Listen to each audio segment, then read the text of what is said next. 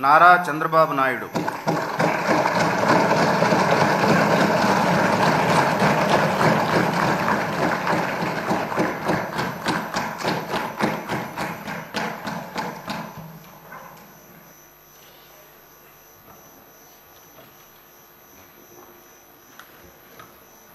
నారా చంద్రబాబు నాయుడు అనే నేను శాసనసభ సభ్యునిగా ఎన్నిక అయినందున శాసనం ద్వారా నిర్మితమైన భారత రాజ్యాంగం పట్ల నిజమైన విశ్వాసం, విధేయత చూపుతానని, భారతదేశ సార్వభౌమాధికారాన్ని, సమగ్రతను కాపాడుతానని, నేను స్వీకరించబోయే కర్తవ్యాన్ని శ్రద్ధాశక్తులతో నిర్వహిస్తానని దైవ సాక్షిగా ప్రమాణం చేస్తున్నాను.